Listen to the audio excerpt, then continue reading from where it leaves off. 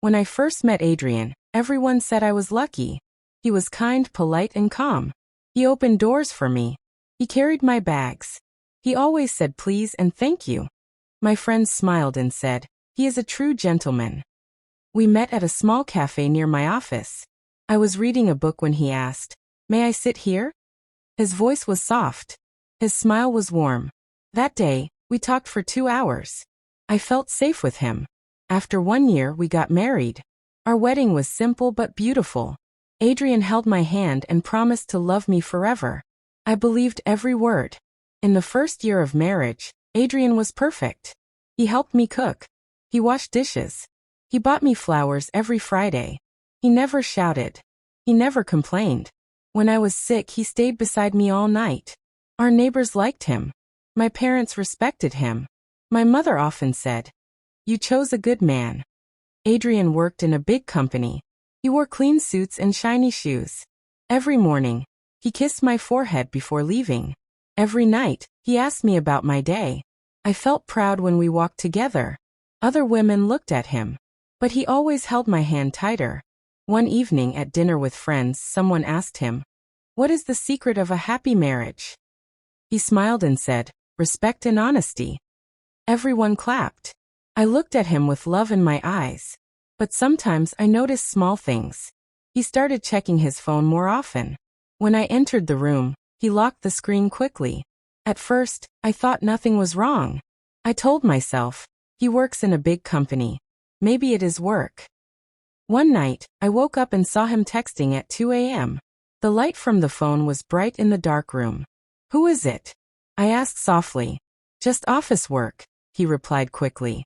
I trusted him. Why wouldn't I? He was my gentleman husband. Still, a small voice inside me felt uncomfortable. But I ignored it. Love makes us blind sometimes. I told myself, good men do not cheat. Gentlemen do not lie. I wanted to believe that my husband was different from other men. And maybe, I wanted to believe it too much. After 2 years of marriage, things slowly changed. Adrian still opened doors for me. He still spoke politely. But something felt different. He started coming home late. At first, once a week. Then 3 times a week. "Big project," he said. He smelled different sometimes. Not bad. Just different. A sweet perfume I did not use. One evening, I was folding laundry when his phone buzzed on the table. The screen lit up. A message appeared. "I miss you already, red heart." My heart stopped. The name was saved as Michael Office. I felt confused. Why would a man send a heart emoji like that? I did not open the message. My hands were shaking. I told myself, there must be an explanation. When Adrian came home, I asked calmly, "Who is Michael?" He did not look surprised. "Just a colleague." "Why does he send hearts?" Adrian laughed. "Oh that? It's just a joke. You know how guys are." I forced a smile. "Yes, maybe." That night, I could not sleep. The next days, he became more protective of his phone. He took it to the bathroom. He put it face down on the table. One Sunday, he said he had a business meeting. I decided to surprise him with lunch. I went to the restaurant he mentioned. He was not there. I called him. "Where are you?" "At the meeting," he said. I looked around the empty restaurant again. No meeting. No colleagues. "Oh, okay," I replied quietly. When he came home, he looked tired. But not from work. From lying. I started noticing more signs. He smiled at his phone more than at me. He dressed better for meetings. He wore new cologne. One evening, while he was in the shower, his phone rang again. The name on the screen was different this time. Sophia. My chest felt heavy.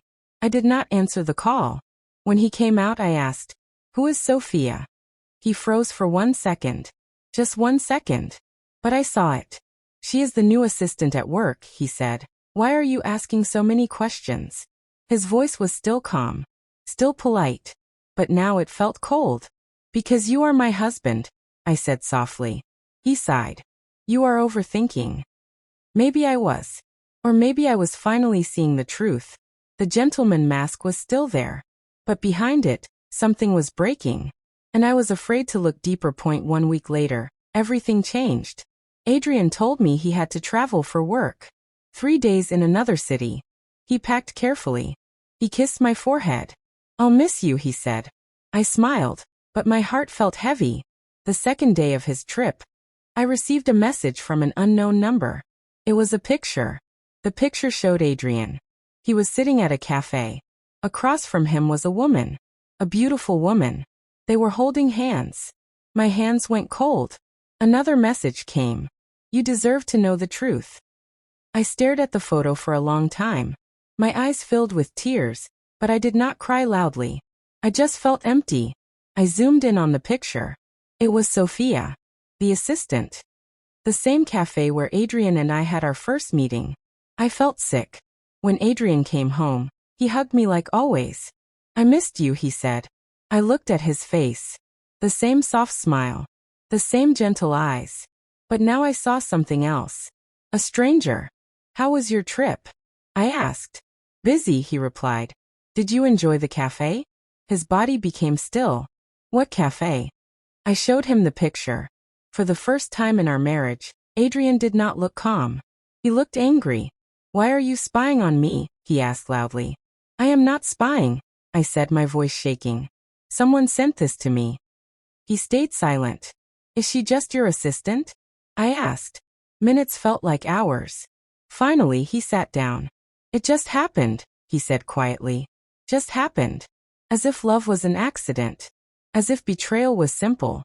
How long? I asked. 6 months. 6 months of lies. 6 months of smiles. 6 months of being a gentleman. I felt tears roll down my face.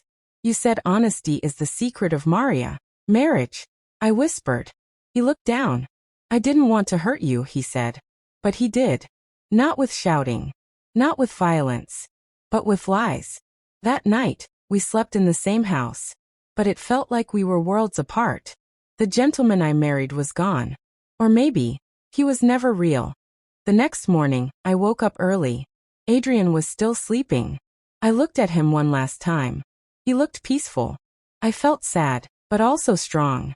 For years, I believed that being polite meant being good. I believed that opening doors meant having a good heart. But now I understood something important. Respect is not flowers. Respect is not sweet words. Respect is loyalty. When Adrian woke up, I was sitting at the table. I cannot stay, I said calmly. He looked shocked. You are leaving? Yes. It was a mistake, he said. I can end it. I shook my head. You already ended us. He tried to hold my hand, but I moved away. I loved you, I said. But I love myself too. For the first time, I saw fear in his eyes. You will regret this, he said softly. Maybe I would. But staying would hurt more. I packed my clothes slowly.